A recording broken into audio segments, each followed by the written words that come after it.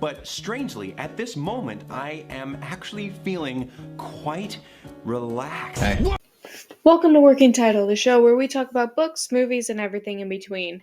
We made it through Pride Month, so now it's time for the obligatory, I want to talk about mermaids because they may or may not be a hyperfixation. The government are hiding them from us, damn it. Honor, will you control the one angry man over there?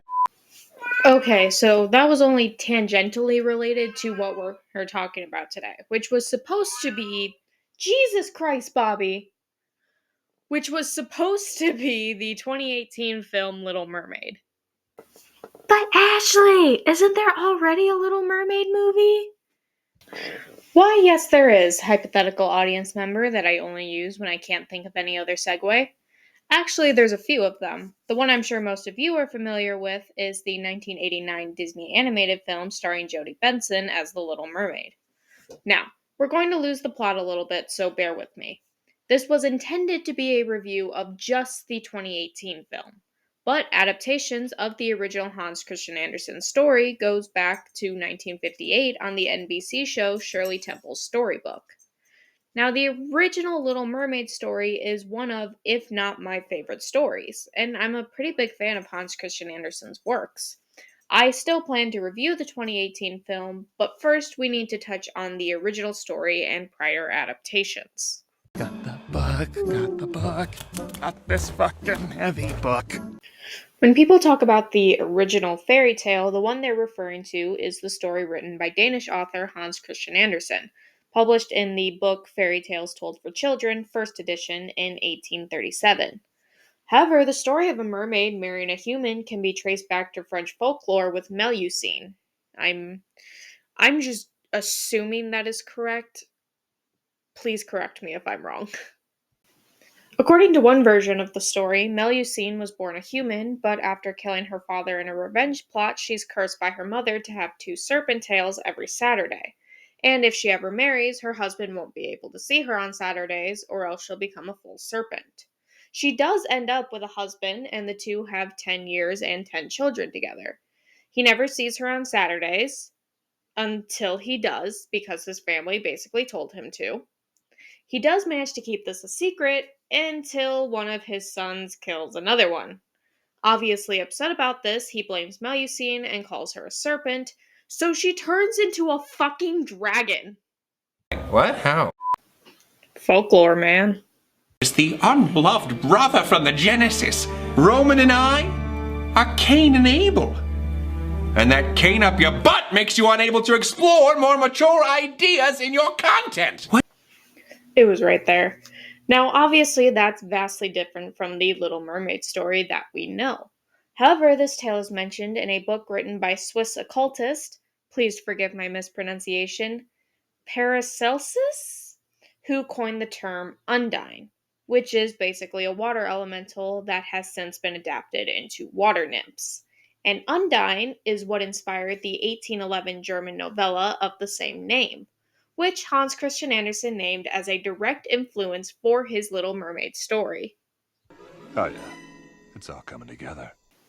Obviously, this is like an actual book, so I'm not going to give you a summary, but like, just reading the Wikipedia plot summary is a fucking trip.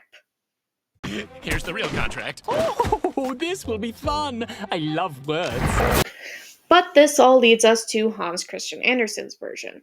Like I said, it was originally published in 1837 in the book Fairy Tales Told for Children, first edition. It was published 2 more times after that, firstly in the book Fairy Tales 1850, which, funnily enough, was released in 1849, and secondly in the first volume of Fairy Tales and Stories in 1862. The basic story is a young mermaid wants an immortal soul since mermaids don't have them. She also has fallen in love with a human prince.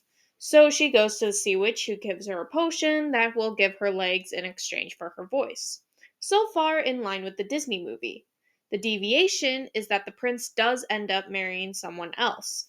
By dawn of the next day, the mermaid is going to die of a broken heart and turn into sea foam. But her sisters arrive with a special knife. Her sisters traded their hair to the sea witch, so when the knife is used to sacrifice the prince, his blood will drip onto her feet so she can return home. However, she's unable to go through with it. Because of her good deed, when she dies, she becomes a wind spirit and one of the daughters of the air. She will spend 300 years doing good deeds to earn an immortal soul.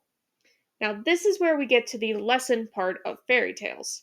Every time a child behaves, a year is taken off her sentence, but every time a child is bad, a day is added on. I've criticized the idea of moral desert and giving kids ultimatums like Santa to be good in the past. You can listen to that in my Lies Women Believe review. It's buried in there somewhere. However, I don't actually think that applies here. In a sort of fucked up way, it's a good way to teach kids empathy, making them think about how their actions affect others. Not everybody shares my sentiment, though, including the author of Mary Poppins, P.L. Travers. A year taken off when a child behaves, a tear shed and a day added whenever a child is naughty. Anderson, this is blackmail. And the children know it and say nothing. There's magnanimity for you. There were also critiques saying the more happy ending was tacked on, that the mermaid story should have ended in tragedy. And there are different arguments for why the ending works, but from my perspective, however many years after its original publication, there was a clear message Anderson wanted to get across, and that ending was necessary to drive it home. The Little Mermaid is a fairy tale, and more often than not, fairy tales are used as teaching tools for children, whether it's things like being good or explaining how seasons work. Anderson had a lesson he wanted to teach. Whether or not it worked, I have no idea, but I can see the vision. So now that we've talked about the fairy tale, let's talk about some other adaptations.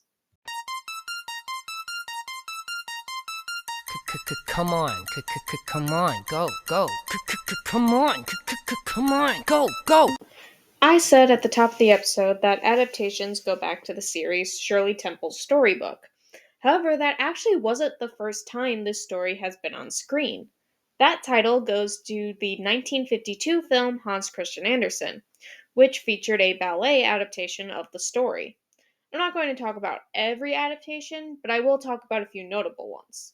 Earlier, when I talked about the original story, I didn't use the mermaid's name. That's because she doesn't have one. And I'm Zach. Nice to meet you. No, she is just referred to by the mermaid or the Little Mermaid. So obviously I went on a little search to find the first time she was given a name. There's a couple different benchmarks here, so bear with me. The first time ever that I could find was in the Filipino comic book, Filipino Comics #1, in 1952 with the character Diezabel.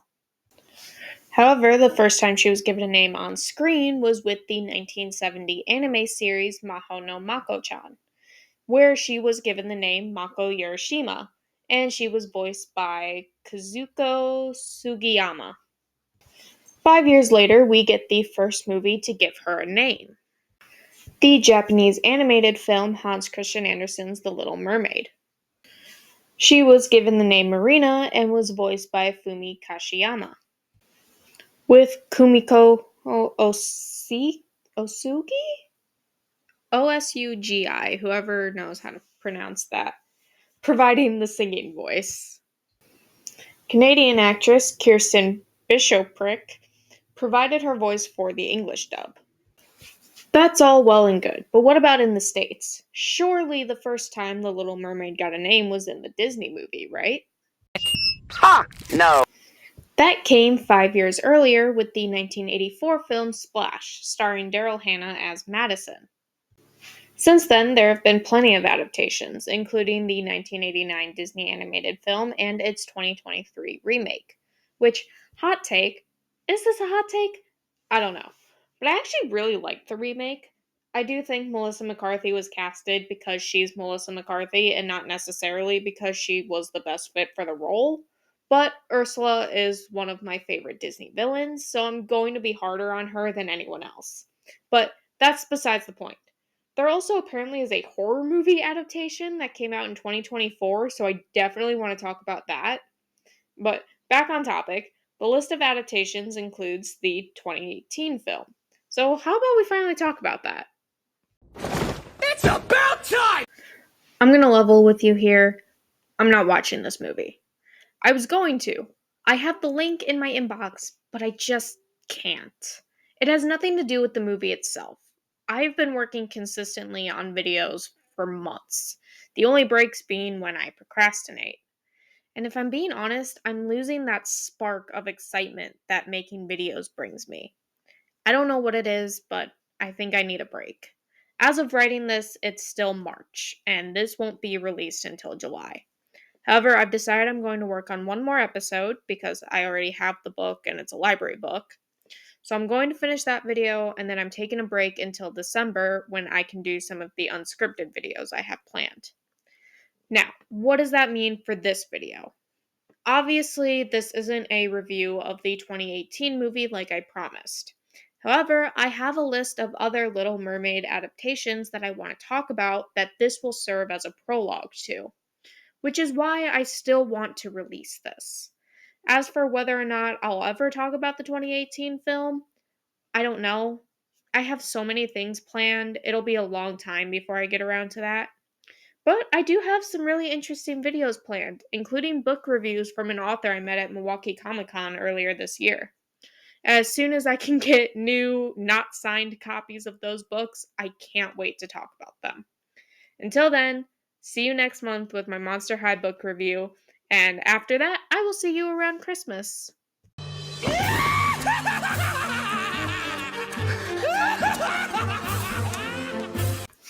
If you want to suggest episodes, get updates on episodes, or you just want to chat, you can subscribe, comment, follow me on Twitter at ashleymariewt, or email me at ashleymariewt@gmail. Check out my Instagram, ashleymariewt, if you want to see my crochet projects or the occasional photo of my cat. Check out my Tumblr, ashleymariewt. I'm not on there a lot, but I'm trying to do more marketing on there, and sometimes I do polls to help with videos. Until next time, peace out. On to the next one, bitches!